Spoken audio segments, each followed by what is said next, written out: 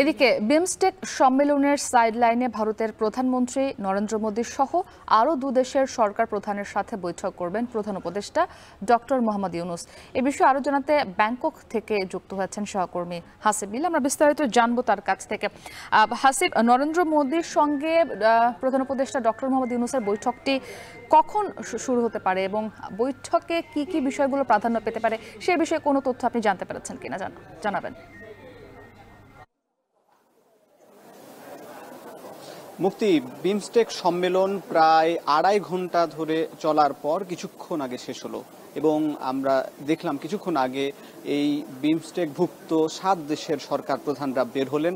এখনো কেউ কেউ বের হচ্ছেন এবং প্রধান উপদেষ্টাকেও আমরা দেখলাম বের হয়ে যেতে কিছুক্ষণ আগে, এবং তারপরেই তারা নরেন্দ্র মোদীর সঙ্গে প্রধান উপদেষ্টার বৈঠকটি শুরু হচ্ছে। এখন ঠিক যেখানে সম্মেলন স্থল ঠিক সেখানেই আরেকটি রুমে সেখানে একান্ত বৈঠকে অংশ নেবেন এই দুই নেতা।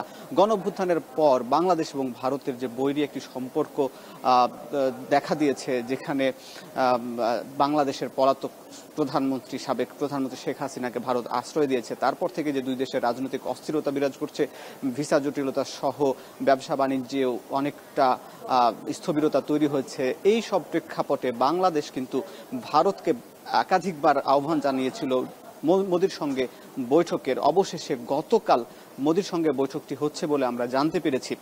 তবে শেষ মুহূর্তের এই বৈঠকটি কতটা ফলপ্রসূ হবে, বাংলাদেশ সরকার প্রধান শেখ হাসিনাকে ফেরত আনার ব্যাপারে আলাপগুলো তুলবেন কিনা, বিষয়গুলো এখনো জানতে পারিনি। কারণ যেহেতু এই অচলাবস্থা কাটিয়ে একটি সৌজন্য সাক্ষাৎ হচ্ছে, এটি আমরা জানতে পারছি। মূলত একটি সৌজন্য সাক্ষাৎ এই জন্যই যে বাংলাদেশ আগামীর 2 বছরের জন্য বিমস্টেকের দায়িত্ব গ্রহণ করছে, যেখানে ডক্টর ইউনূসের নেতৃত্বে বিমস্টেকভুক্ত 7 দেশের, বঙ্গোপসাগরীয় 7 দেশের সরকার প্রধানরা তাদের দেশের অর্থনীতিকে এগিয়ে নেওয়ার জন্য নানান গুরুত্বপূর্ণ ভূমিকা রাখবে বিমস্টেক, এবং সেখানে বাংলাদেশ সভাপতিত্ব করবে।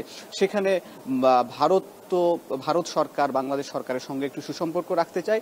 সেই জায়গা থেকে আমরা যদি ধরি এই বৈঠকটি তেমনই একটি সৌজন্য সাক্ষাৎমূলক একটি বৈঠক। তবে এই বৈঠকের মাধ্যমে যে ভিসা জটিলতা থেকে শুরু করে যে একটি রাজনৈতিক অস্থিরতা তৈরি হয়েছে দুই দেশের মধ্যে, সেই জায়গায় সেটি কিছুটা কাটিয়ে উঠতে পারে বলে ধারণা করা হচ্ছে। অর্থাৎ প্রাথমিক একটি বৈঠক এটি। তবে এই বৈঠকের পাশাপাশি এই বিমস্টেক ভুক্ত যতগুলো দেশ রয়েছে, মিয়ানমার থেকে শুরু করে শ্রীলঙ্কা, নেপাল, ভুটান, থাইল্যান্ড এবং মালয়েশিয়া, এই দেশের সরকার প্রধানদের সঙ্গে ডক্টর ইউনূস বৈঠক করবেন বলে আমরা জানতে পেরেছি, এবং আলাদা আলাদা একান্ত বৈঠক করবেন। কারণ প্রত্যেক দেশের সরকার ডক্টর ইউনূসকে আগে থেকেই চেনেন, জানেন ডক্টর ইউনূসের আলাদা খ্যাতি সারা বিশ্বে অর্থনীতিবিদ হিসাবে, শান্তিতে নোবেল বিজয়ী হিসাবে, এবং তার সঙ্গে সাক্ষাৎ করে ওই সব দেশের সরকার প্রধানরা বাংলাদেশের সম্পর্ক আরও কিভাবে এগিয়ে নিয়ে যাওয়া যায় সে বিষয়গুলো তারা বাংলাদেশের সঙ্গে আলাপ আলোচনা করবেন। এবং সব মিলিয়ে বলা যায় যে আগামীর 2 বছরের জন্য বাংলাদেশ যে সভাপতির দায়িত্ব পালন করবে, বাংলাদেশ কিভাবে এই সমুদ্র অঞ্চলের নিরাপত্তা এবং ব্যবসা বাণিজ্যকে এগিয়ে নিয়ে যায় সেই ব্যাপারটি গুরুত্ব পেয়েছে আজকের এই বিমস্টেক সম্মেলনে। এই ছিল মুক্তি, ব্যাংকক থেকে বিমস্টেক সম্মেলনের খবরাখবর।